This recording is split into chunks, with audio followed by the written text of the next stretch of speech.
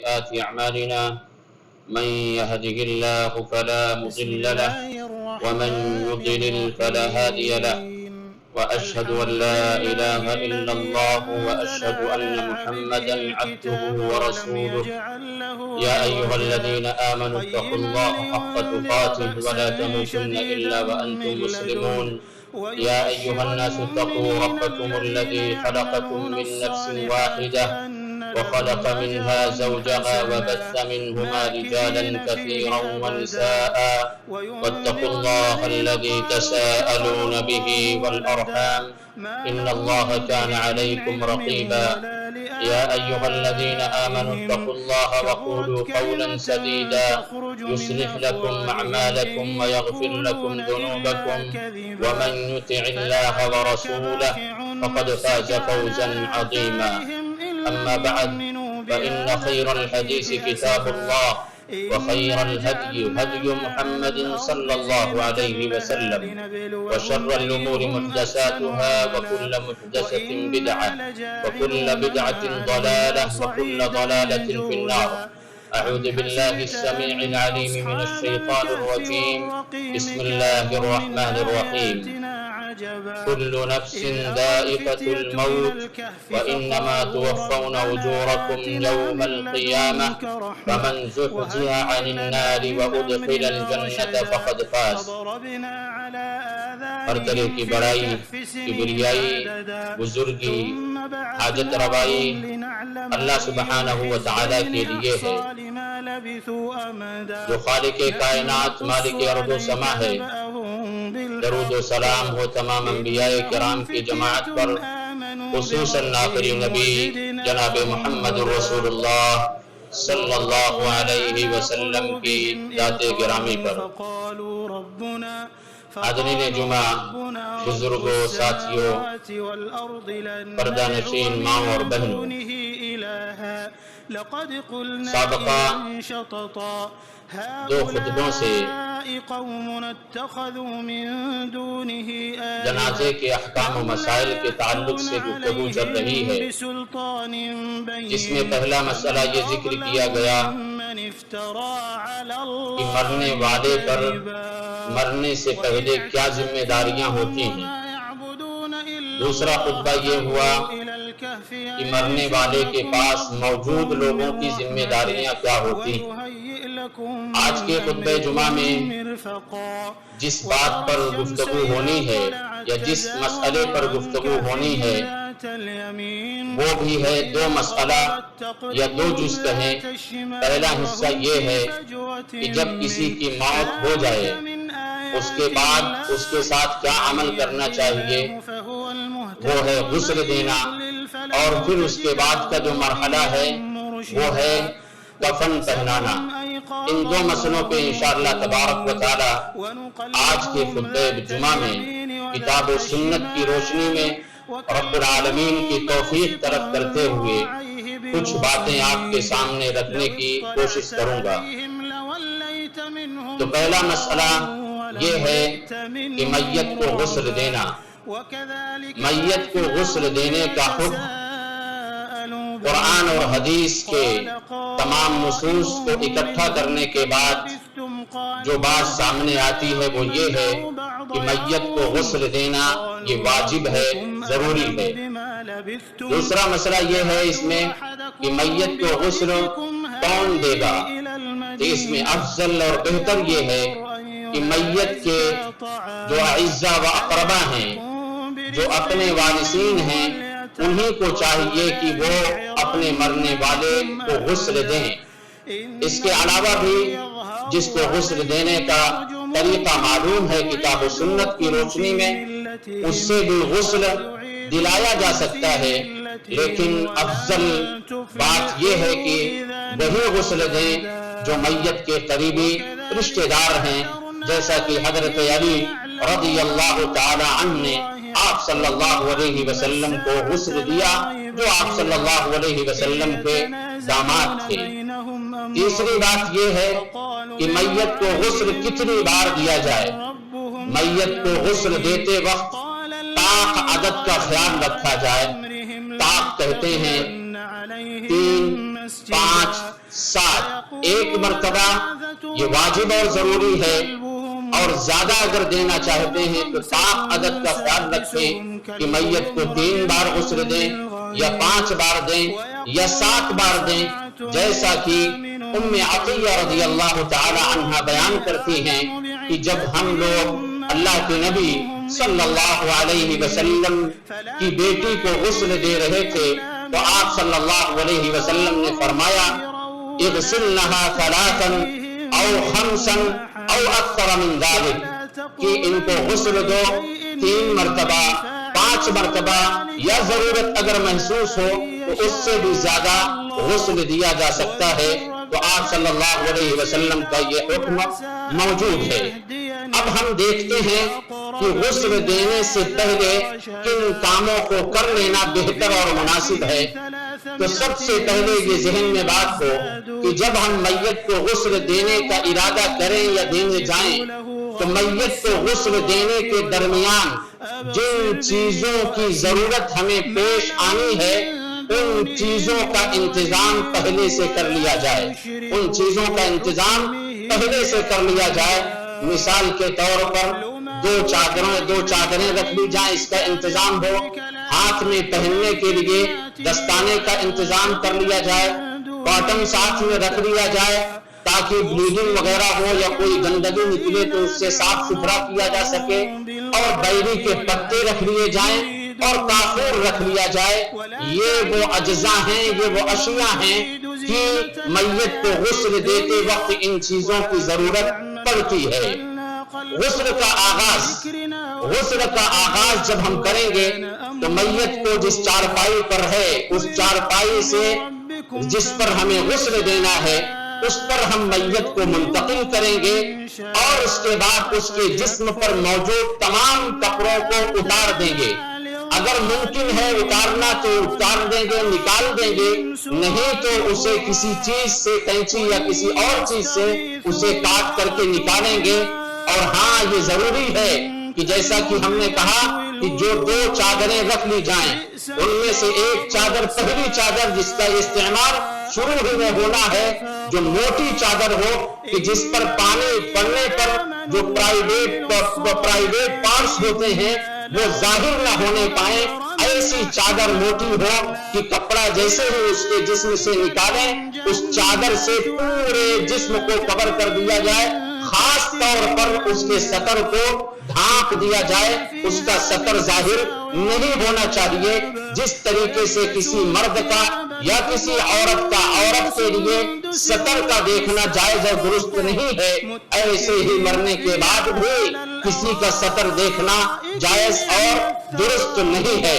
تو اس پر ایک چادر ڈال دی جائے گی، پھر اس کے جسم کو ٹٹولا جائے کہ اس کے جسم میں کہیں کوئی فضلہ، کہیں کوئی گندگی تو نہیں ہے، اور اگر ایسا کیا جائے تو یہ بہتر ہے کہ اس کے سر کے نیچے ہاتھ رکھ کر کے تھوڑا اسے اوپر کی طرف اٹھائیں اور پھر ایک ہاتھ سے اس کے پیٹ پر پش کریں تاکہ اس کے پیٹ کے اندر کچھ اگر فضلہ باقی ہو تو وہ باہر کی طرف آ جائے۔ پھر اس کے بعد اس کی مکمل صفائی کر دی جائے، اس کے بعد وضو کرایا جائے۔ جس طریقے سے نماز کے لیے ہم آپ وضو کرتے ہیں، مکمل اسی طریقے سے مرنے والے کو غسل دینے سے پہلے ہم وضو کرائیں گے۔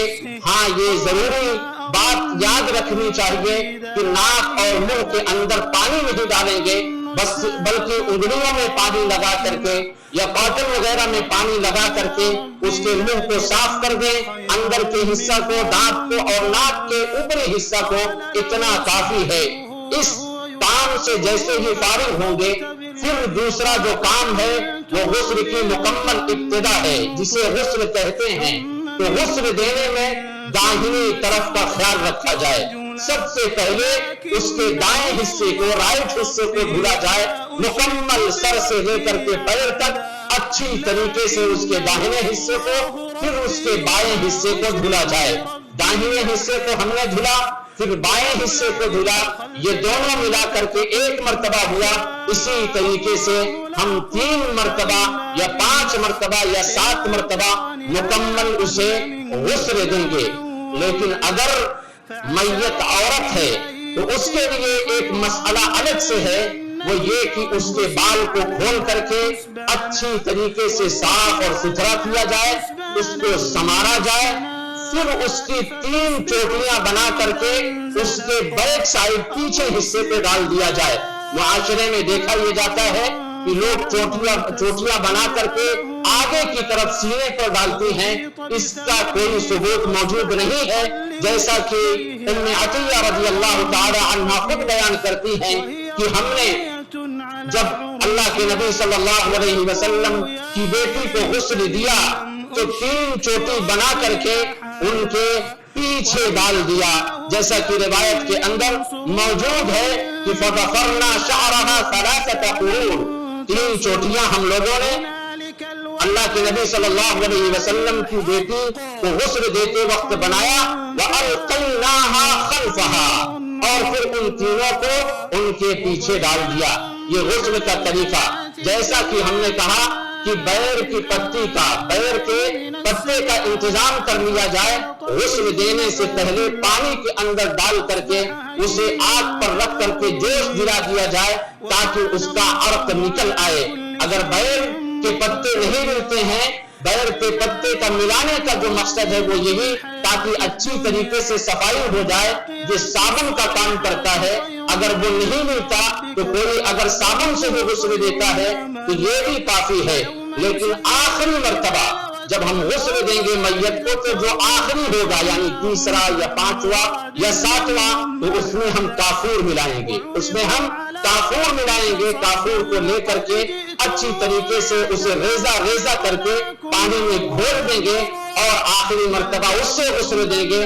گرچہ وہ ریزہ مردے کے میت کے جسم پر آ جائے تو کوئی حرج نہیں، اس کو ویسے ہی رکھیں گے، اسے ہٹانے کی کوشش نہیں کریں گے۔ وَجَعَلْنَا فِي الْآخِرَةِ كَافُورًا، اللہ کے نبی صلی اللہ علیہ وسلم نے اپنی بیٹی کو غسل دیتے وقت کہا لوگوں سے کہ تم ان کو غسل دو اور آخری مرتبہ پانی کے اندر کافور ملا کر کے غسل دے دینا۔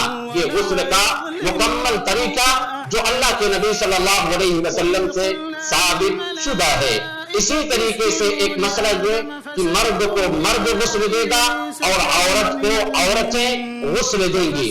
اگر کوئی حالت احرام میں یعنی عمرہ اور حج کے دوران کسی کا انتقال ہو جاتا ہے تو اسے جب ہم غسل دیں گے تو غسل دیتے وقت آخر میں جو کافور ملانے کی بات ہے، ہم آخر میں کافور نہیں ملائیں گے کیونکہ محرم کے لیے خوشبو کا استعمال منع ہے۔ چوتھی چیز اس میں یہ ہے کہ اگر کوئی اللہ رب العالمین کے کلمے کو بلند کرنے کی خاطر میدان جہاد میں شہید ہو جاتا ہے تو اسے غسل نہیں دیا جائے گا۔ یہاں پر ایک مسئلے کی وضاحت کر دوں کہ بہت سارے ایسے لوگ بھی ہیں کہ جن کو احادیث کے اندر شہید کا لقب دیا گیا ہے یا شہید کہا گیا ہے، مثال کے طور پر جو پیٹ کی بیماری سے موت آ جائے جس پر، یا یہ کہ غرق ہو کر کے کسی کی موت آ جائے یا کسی ملبے میں دب کر کے موت ہو جائے، تو ان تمام لوگوں کو شہید کہا گیا ہے، تو کیا ان کو غسل نہیں دیا جائے گا؟ نہیں، ان کو غسل دیا جائے گا۔ غسل صرف اس شہید کو نہیں دیا جائے گا جو میدان جہاد میں اللہ رب العالمین کے دین کے خاطر اپنے سر کو قلم کرواتا ہے، اس کو غسل نہیں دیا جائے گا۔ میت کو غسل دینے کے بعد جو لوگ میت کو غسل دیے ہیں ان کو اس کے بعد غسل کرنا یہ مستحب عمل ہے، واجب نہیں ہے۔ واجب نہیں ہے، بعض لوگ کہتے ہیں یہ واجب اور ضروری ہے، واجب اور ضروری نہیں، بلکہ نبی اکرم صلی اللہ علیہ وسلم نے فرمایا ہے کہ جو میت کو غسل دے اس کے لیے یہ مستحب عمل ہے، اچھا عمل ہے کہ اس کے بعد وہ بھی غسل کر لے۔ میت کے اندر اگر کوئی چیز ناگوار ہمیں نظر آئے تو ہم اس کی پردہ پوشی کریں۔ مثال کے طور پر ہم آپ دیکھتے ہیں اور جو غسل دیتا ہے اس کو یہ چیزیں زیادہ قریب سے دیکھنے کا موقع ملتا ہے۔ بہت سارے لوگ ایسے ہوتے ہیں کہ موت کے بعد ان کے چہرے یا جسم کا رنگ تبدیل ہو جاتا ہے، جو رنگ پہلے ہوتا ہے اس رنگ سے کسی اور رنگ میں وہ تبدیل ہو جاتا ہے، یا کوئی داغ یا کوئی اثر کسی کے جسم پر ایسا ہوتا ہے جسے وہ زندگی بھر لوگوں سے چھپا کر کے رکھتا ہے، لیکن مرنے کے بعد جب لوگ غسل دیتے ہیں تو اس کے سینے کا دھبا یا داغ، اس کے پیٹھ پر پڑے داغ یا اثر کوئی دیکھ لے تو اللہ کے نبی صلی اللہ علیہ وسلم نے کہا کہ اس کو لوگوں میں بیان نہ کیا جائے بلکہ رازداری اختیار کی جائے۔ اللہ کے نبی صلی اللہ علیہ وسلم نے فرمایا کہ من غسل میتا فسترہ سترہ اللہ من الذنوب، اگر کوئی کسی میت کو غسل دے، اس کے بدن میں جسم میں کوئی ناگوار چیز، ناپسندیدہ چیز دیکھتا ہے تو اس کی وہ پردہ پوشی اگر کرتا ہے تو اللہ سبحانہ و تعالی اس کے گناہ کی پردہ پوشی کرتا ہے۔ ورنہ اگر ہمارے گناہ کو رب العالمین لوگوں میں واضح کر دے تو ہم گناہوں میں ہماری زندگی اتنی لت پت ہے کہ ہر انسان ہم سے گھن محسوس کرنے لگے گا۔ تو اگر ہم کسی کے عیب پر پردہ پوشی کرتے ہیں تو اللہ تبارک و تعالی ہمارے عیب پر پردہ پوشی کرتا ہے۔ اسی طریقے سے میت کو غسل دیتے وقت اس کے سطر کو نہیں دیکھنا چاہیے، اللہ کے نبی صلی اللہ علیہ وسلم نے اس سے منع فرمایا ہے۔ نہ مرد کے سطر کو، نہ عورت کے سطر کو نہیں دیکھ سکتی ہے۔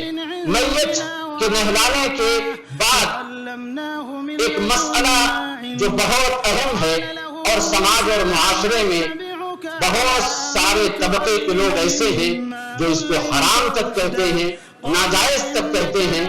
مجھے یاد ہے کہ یہ ایک ایسا مسئلہ ہے کہ ہمارے علاقے میں اپنے مسلک کے بڑے عالم ہیں پورے ضلع کے، جب ان کی عورت کی وفات ہوئی تو وہ جا کر کے اپنی عورت کے چہروں کو کھول کر کے دیکھ لیا تو دوسرے جب مفتیان کرام آئے تو ان سے انہوں نے توبہ کرایا کہ اب یہ تمہاری بیوی نہیں رہ گئی۔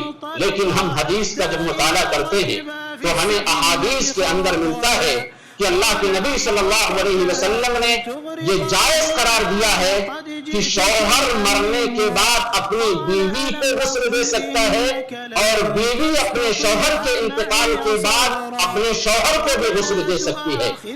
حضرت عائشہ رضی اللہ تعالی عنہا خود بیان کرتی ہے کہ پیارے نبی جناب محمد رسول اللہ صلی اللہ علیہ وسلم بقیع سے واپس آتے ہیں، مجھے تلاش کرتے ہیں، جب مجھ سے ملاقات ہوتی ہے تو میرے سر میں درد ہو رہا تھا، میں کہتی ہوں اے اللہ کے رسول وارأسا، میرا سر پھٹا جا رہا ہے، میرا سر پھٹا جا رہا ہے۔ اللہ کے نبی صلی اللہ علیہ وسلم نے کہا بل انا یا عائشہ وارأسا، نہیں بلکہ عائشہ میرا سر پھٹا جا رہا ہے، میرے سر میں بہت درد ہے۔ پھر آپ صلی اللہ علیہ وسلم نے کہا لو مت قبلی فقمت علیکی فغسلتکی وکفنتکی وصلیت علیکی ودفنتکی، کہ اے عائشہ اگر مجھ سے پہلے تیرا انتقال ہو جائے گا تو میں سارا کام تیرے لیے کروں گا، فغسلتکی میں تمہیں غسل دوں گا، وکفنتکی میں تمہیں کفن پہناؤں گا، وصلیت علیکی میں تیرے لیے صلاۃ جنازہ پڑھاؤں گا، اور ودفنتکی میں تمہیں دفن کروں گا۔ یہ پیارے نبی صلی اللہ علیہ وسلم کا حکم موجود ہے جو ابن ماجہ وغیرہ میں روایت موجود ہے کہ یہ سارا کام میں خود کروں گا۔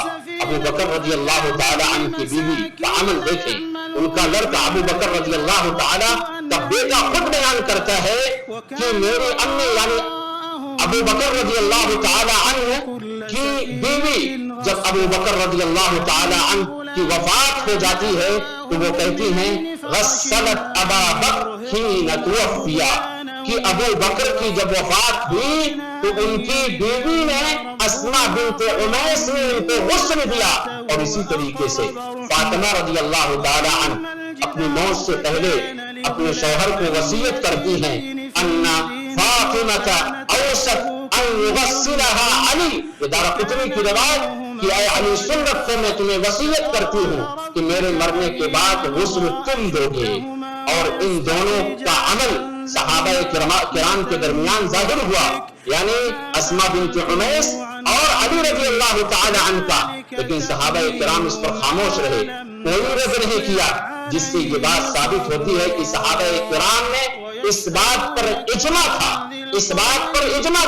اور حضرت عائشہ نے کیا کہا، اللہ کے نبی صلی اللہ علیہ وسلم کی وفات کے بعد وہ کہتی ہیں لو كنت استقبلت من امری ما استدبرت ما غسل النبی صلی اللہ علیہ وسلم غیر نسائه. جس بات کا علم مجھے اب ہوا، جو چیز مجھ پر اب ظاہر ہوئی، اگر یہ پہلے ظاہر ہو جاتی یہ بات تو آپ صلی اللہ علیہ وسلم کی بیویوں کے علاوہ آپ صلی اللہ علیہ وسلم کو کوئی بھی غسل نہیں دیتا، یعنی آپ کو غسل آپ کی بیویاں ہی دیتی. اور چاروں ائمہ میں سے 3 ائمہ نے اسی بات کو ترجیح دی ہے کہ ایک بیوی اپنے شوہر کو اور ایک شوہر اپنی بیوی کو غسل دے سکتا ہے، سوائے امام ابو حنیفہ رحمہ اللہ کے.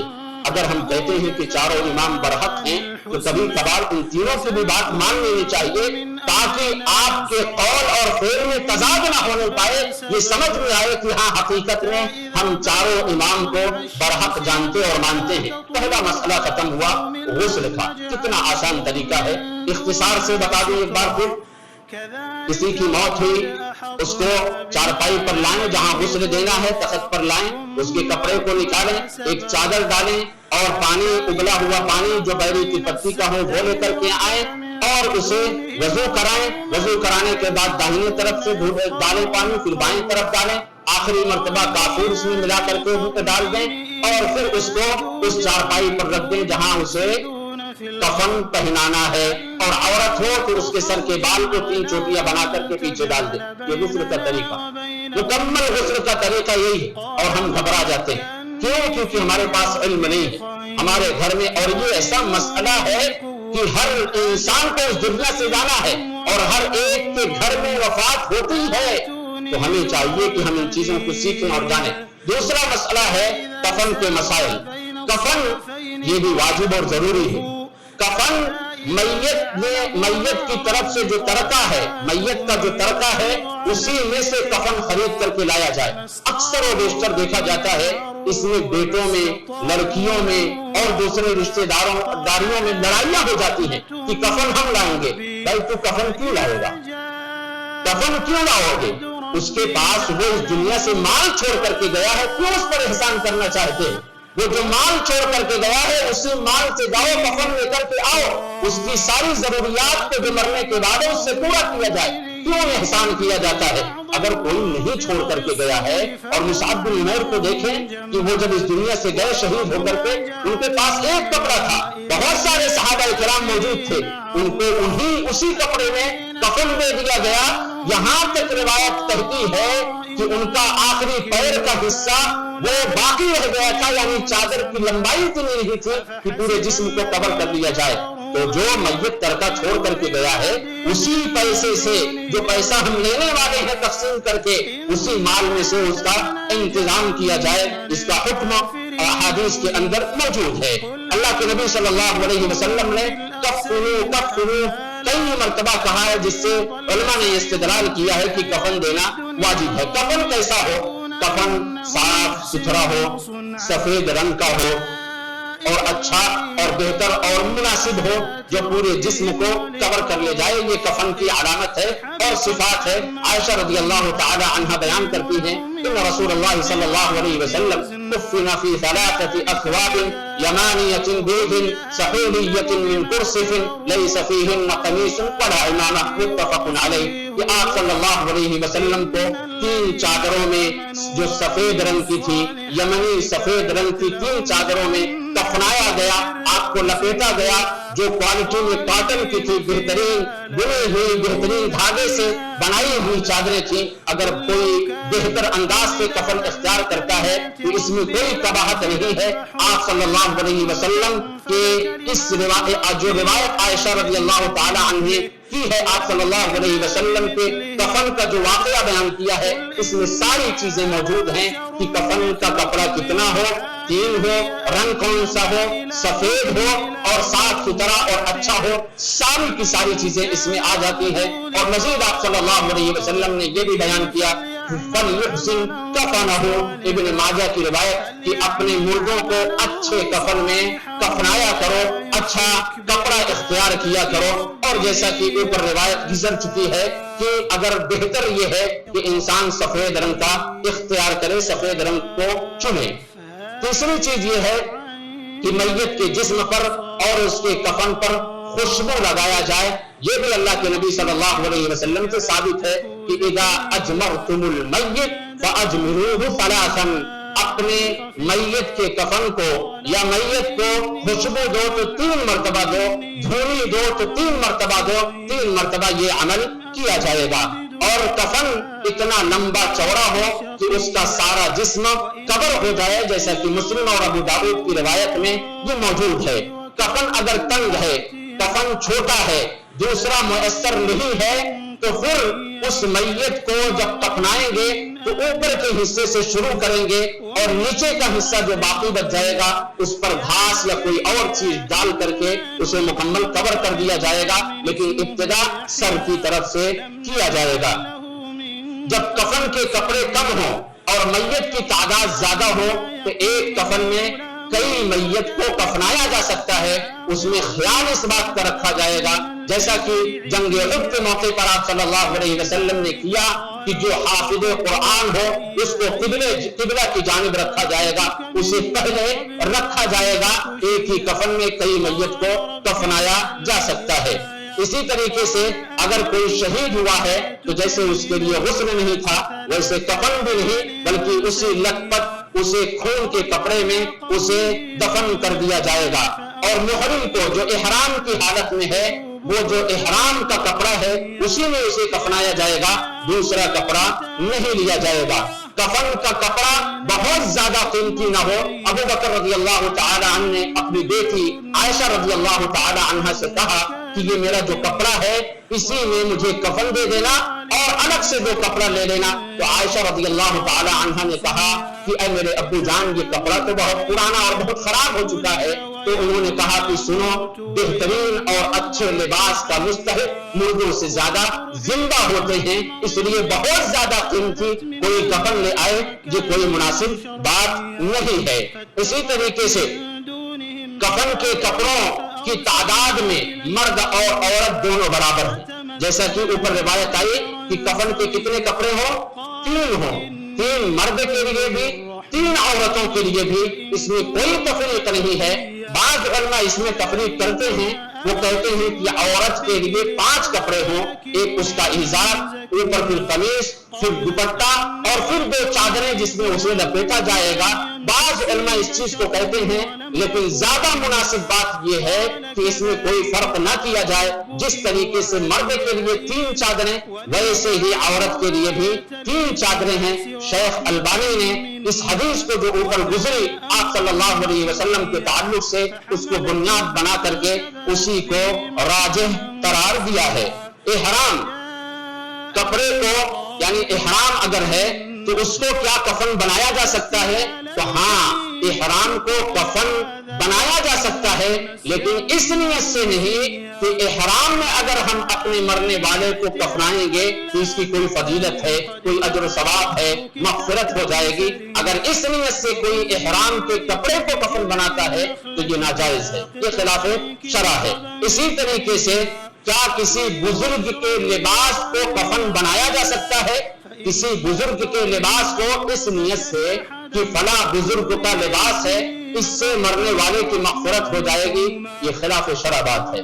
کیونکہ آپ صلی اللہ علیہ وسلم جب عبداللہ بن ابی کا انتقال ہوا تو ان کا بیٹا آ کر کے آپ صلی اللہ علیہ وسلم سے قمیص طلب کی اور آپ صلی اللہ علیہ وسلم نے قمیص دے دی، اس کو اسی میں کفنایا گیا. لیکن اللہ تبارک و تعالیٰ نے متنبہ کر دیا کہ ایسے منافقوں کی نہ تو آپ نماز جنازہ پڑھائیں گے نہ کسی چیز میں شریک ہوں گے. کیا ثابت ہوا کہ جب نبی صلی اللہ علیہ وسلم کے قمیص نے عبداللہ بن ابی کو تدفین کرنے میں، اسے کفنانے کے بعد اس کی مغفرت نہیں ہو رہی ہے، تو ان سے بڑا آج کون بزرگ پیدا ہو گیا کہ اس کے لباس میں اگر ہم اپنے میت کو کفنائیں گے تو اس کی مغفرت ہو جائے گی. یہ خلاف شرع بات ہے. اسی طریقے سے کفن پر بسم اللہ، کلمہ طیبہ، عہد نامہ، قرآن کی آیتیں، اہل بیت کے نام لکھ کر کے اس میں کفن دینا یہ بھی خلاف شرع ہے. اور مزید یہ کہ کفن کے علاوہ کوئی کپڑا لے آئیں، کفن کے علاوہ بھی کپڑے آتے ہیں اوپر ڈالتے ہیں، میت کے سینے پر یا پورے جسم پر ڈالتے ہیں، اس پر بھی اگر ہم کلمہ لکھیں، بسم اللہ لکھیں، قرآن کی آیتیں لکھیں، اہل بیت کے نام لکھیں اور اس کے سینے پر رکھیں، اس لیے کہ اس کی مغفرت ہو جائے گی، یہ بھی ناجائز ہے، یہ خلاف شرع ہے، قرآن اور حدیث میں اس کا کوئی ثبوت نہیں ملتا ہے۔ اسی طریقے سے کفن کو آب زمزم میں بھگو کر کے دھل کر کے لائیں اس نیت سے کہ اس سے ہماری فضیلت بڑھ جائے گی، تو یہ بھی خلاف شرع ہے۔ اسی طریقے سے 15ویں چیز یہ ہے کہ چھوٹے بچے کا جب انتقال ہو تو کفن کے بجائے اس کو نئے کپڑے میں نیا کپڑا اسے پہنا کر کے دفن کرنا، یہ بھی خلاف شرع ہے۔ اسی طریقے سے 16ویں چیز، اگر کوئی دولہا یا دلہن اپنے اسی حالت میں جس وقت وہ دولہا بنا ہے اور دلہن بنی ہے فوت ہو جائے تو اسے کفن کے بجائے دولہے اور دلہن کے کپڑوں میں اسے کفن پہنا کر کے دفن کرنا، یہ بھی خلاف شرع ہے۔ یہ بھی ہوتا ہے سماج معاشرے میں۔ یہ تمام کی تمام وہ چیزیں ہیں جو خلاف شرع ہیں۔ اب ان تمام چیزوں کے سلسلے میں اختصار کے ساتھ ہم فضیلت جان لیں کہ اس کی فضیلت کیا ہے کہ اگر کوئی میت کو غسل دے یا میت کو کفن پہنائے یا میت کے لیے قبر کھودے تو اس کی فضیلت کیا ہے۔ اللہ کے نبی صلی اللہ علیہ وسلم نے فضیلت بیان کی ہے، من غسل میتا فکتم علیہ غفر له 40 مرہ، جو کوئی کسی میت کو غسل دے اور اس کے عیب کو چھپائے تو اللہ رب العالمین 40 مرتبہ اس کی مغفرت فرماتا ہے۔ ہم آپ میت کو غسل دینے سے بھاگتے ہیں، اتنی بڑی فضیلت، اتنی بڑی فضیلت۔ ایک مرتبہ اللہ کسی کی مغفرت کر دے یہ کافی ہے، لیکن 40 مرتبہ اللہ مغفرت فرماتا ہے۔ کس کی مغفرت ہو رہی ہے؟ جو میت کو غسل دے رہا ہے اور جو میت کو کفن پہنا رہا ہے، اس کی فضیلت ومن کفن میتا کساہ اللہ من السندس واستبرق الجنہ، جو کسی میت کو کفن پہنائے تو اللہ سبحانہ وتعالی قیامت کے دن اسے ریشم کا عمدہ لباس جنت کے اندر پہنائے گا۔ بہترین لباس ریشم کا اللہ تبارک و تعالی جنت کے اندر اسے پہنائے گا۔ تیسرا وہ شخص جو قبر کھودتا ہے، آج ساری کی ساری چیزیں سب پہ سب مزدوروں پر ڈال دیا ہے، کرائے پہ سارا کام چل رہا ہے۔ اتنی بڑی فضیلت سے ہم آپ محروم ہو جاتے ہیں کرائے سے کام کرا کر کے۔ اگر سب قبرستان قریب ہے، 1 کلومیٹر، ہمارے یہاں آج بھی 1 سے 1.5 کلومیٹر تک اگر قبرستان ہے تو کندھوں پر اپنے مرنے والوں کو بڑے ہی احترام کے ساتھ لے جاتے ہیں اور علاقے کے لوگ مل کر کے قبر کی کھدائی کرتے ہیں، اسے غسل دیتے ہیں، کفن پہناتے ہیں۔ شہروں میں سارا کا سارا کام کرائے پر ہوتا ہے، سارا کا سارا کام کرائے پر ہوتا ہے۔ ان فضیلتوں سے ہم محروم ہو جاتے ہیں کرائے پر کام کرانے سے۔ تیسری چیز یہ ہے ومن حفر لمیت قبرا فأجلہ اجر علیہ کاجر مسکن اسکنہ ایاہ الی یوم القیامہ، اگر کوئی کسی مرنے والے کی قبر کھودتا ہے تو رب العالمین جنت میں اس کے لیے گھر بناتا ہے، اس کے لیے جنت میں گھر بناتا ہے۔ اس لیے زمین پر اس نے قبر کی شکل میں اس کے گھر کو بنایا اور اسے سنوارا تو اللہ رب العالمین کی طرف سے یہ اجر ہے۔ تو کفن کا جس طریقے سے ہم نے غسل کا بڑے ہی اختصار سے بیان کیا، کفن کا بھی بیان کر دوں تاکہ لگے کہ یہ بہت لمبا بیان کیا گیا لیکن ہے مختصر۔ کفن دینے کا کیا ہے؟ دیکھیے 3 کپڑے ہوں، وائٹ کلر کا ہو، صاف اور ستھرا ہو، چارپائی پر ایک کے بعد ایک رکھیں، تینوں بچھا دیں، غسل دینے کے بعد بدن کو صاف ستھرا کر کے اس کے جسم پر ایک کپڑا ڈال کر کے سترنا ظاہر ہو لے آئیں۔ ابھی اس کے جسم پر جو کپڑا ہے، جو چادر ہے، اس کو ہٹانا نہیں ہے، اس کے داہنی طرف سے سب سے اوپر جو چادر ہے اس کو پلٹیں داہنی طرف، پھر بائیں طرف پلٹیں، پھر اب جو چادر تھی آپ نے رکھا تھا اس کو اندر سے کھینچ لیں، پھر اس کے بعد دوسری چادر کو داہنی طرف پلٹیں، پھر بائیں طرف، پھر تیسری چادر کو پھر کمر کے حصے پہ تھوڑا سے باندھ دیں، پھر پیر کے حصے کو باندھ دیں، پھر منہ کے حصے کو باندھ دیں۔ یہ کفن کا مکمل طریقہ ہے، کوئی اس میں پیچیدگی، کوئی مشکل، کوئی پریشانی کچھ نہیں۔ بس ہم یہ سمجھتے ہیں کہ یہ بہت مشکل کام ہے، یہ چند افراد کا کام ہے اور ہم اپنے آپ کو عظیم فضیلت سے محروم کر لیتے ہیں۔ اللہ تبارک و تعالی ہمیں کتاب و سنت کی روشنی میں تمام مسائل کو جاننے سیکھنے کی توفیق عطا فرمائے۔ رب العالمین ہم کو جب تک زندہ رکھے دین اسلام پر زندہ رکھے، وفات دین اسلام پر ہو، آمین تقبل یا رب العالمین۔ وآخر دعوانا الحمدللہ رب العالمین۔